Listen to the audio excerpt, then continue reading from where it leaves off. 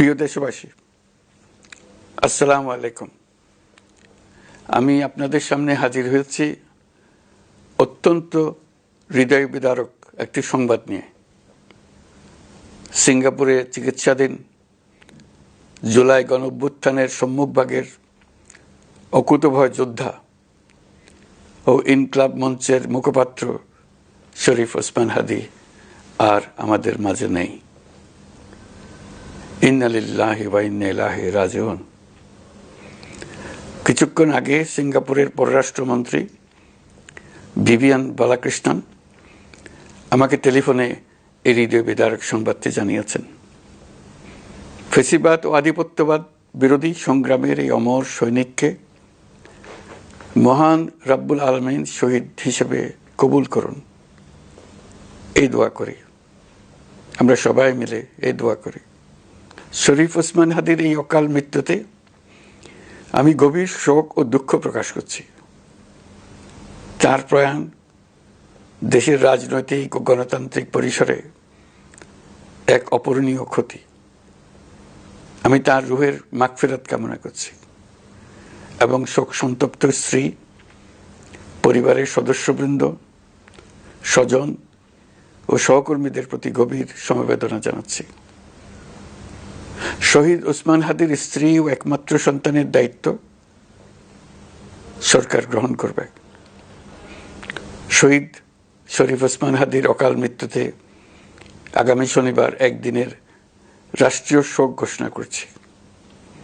এই উপলক্ষে শনিবার দেশের সব সরকারি, আধা সরকারি, স্বায়ত্তশাসিত প্রতিষ্ঠান, শিক্ষা প্রতিষ্ঠান সহ সরকারি বেসরকারি ভবন এবং বিদেশে বাংলাদেশ মিশনগুলোতে জাতীয় পতাকা অর্ধনমিত থাকবে।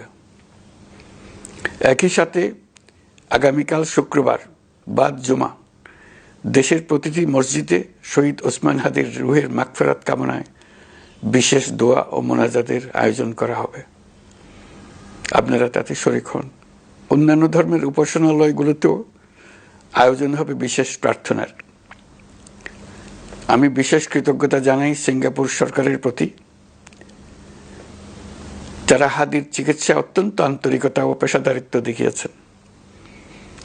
বিশেষ করে সিঙ্গাপুরের পররাষ্ট্রমন্ত্রী ভিভিয়ান বালাকৃষ্ণন, যিনি একই সঙ্গে একজন বিশিষ্ট চিকিৎসক, তার প্রতিও। তিনি নিজে হাদীর পরিচর্যা করেছেন, আমাকে নিয়মিত চিকিৎসা সম্পর্কে খোঁজখবর দিয়েছেন। এই নৃশংস হত্যাকাণ্ডের সঙ্গে জড়িত সকল অপরাধীকে দ্রুত আইনের আওতায় আনা হবে এবং তাদের বিরুদ্ধে সর্বোচ্চ শাস্তি নিশ্চিত করা হবে। এই বিষয়ে কোনো ধরনের শৈথিল্য দেখানো হবে না। বিপ্লবী রক্তে উজ্জীবিত এই তরুণ নেতা ওসমান হাদী ছিলেন প্রতিবাদের অনন্য প্রতীক। তার কর্মের মধ্য দিয়ে তিনি শুধু প্রতিবাদ নয়, দেশপ্রেম, ধৈর্য ও দৃঢ়তার অনন্য দৃষ্টান্ত রেখে গেছেন। আমি দেশের সকল নাগরিকের প্রতি আন্তরিক আহ্বান জানাচ্ছি, আপনারা ধৈর্য ও সংযম বজায় রাখুন। আইনশৃঙ্খলা রক্ষাকারী বাহিনী ও সংশ্লিষ্ট সংস্থাগুলোকে পেশাদারিত্বের সঙ্গে তদন্ত কার্যক্রম পরিচালনা করে সুযোগ দিন। রাষ্ট্র আইনের শাসন প্রতিষ্ঠায় সম্পূর্ণরূপে প্রতিশ্রুতিবদ্ধ। আমি আবারও স্পষ্টভাবে বলতে চাই, ওসমান হাদী ছিলেন পরাজিত শক্তি ফ্যাসিস্ট সন্ত্রাসীদের শত্রু। তার কণ্ঠ স্তব্ধ করে বিপ্লবীদের ভয় দেখানোর অপচেষ্টা সম্পূর্ণভাবে ব্যর্থ করে দেন। ভয়, সন্ত্রাস কিংবা রক্তপাতের মাধ্যমে এদেশের গণতান্ত্রিক অগ্রযাত্রা কেউ থামাতে পারবে না। আমরা এখন গণতান্ত্রিক উত্তরণের চূড়ান্ত পর্যায়ে উপনীত হয়েছি। শহীদ হাদী ছিলেন এই প্রক্রিয়ার অবিচ্ছেদ্য অংশ। তার একান্ত ইচ্ছা ছিল আসন্ন নির্বাচনে প্রতিদ্বন্দ্বিতা করে নতুন বাংলাদেশ বিনির্মাণের পরবর্তী ধাপে সক্রিয় ভূমিকা রাখা। অত্যন্ত দুঃখের বিষয়, তার এই মহতী ইচ্ছা অপূর্ণ রয়ে গেল। তার স্বপ্ন বাস্তবায়নের দায় আজ সমগ্র জাতির কাঁধে ন্যস্ত।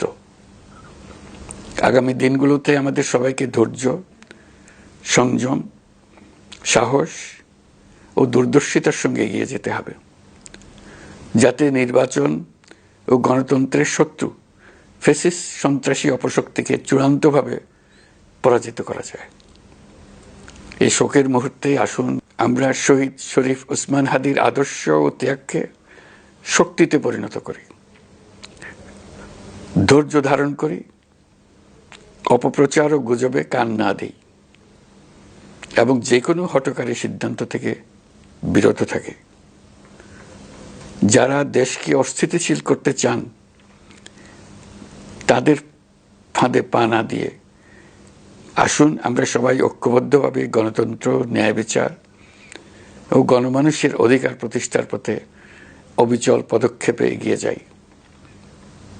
এটাই হবে শহীদ হাদির প্রতি আমাদের প্রকৃত শ্রদ্ধা। আল্লাহ হাফেজ।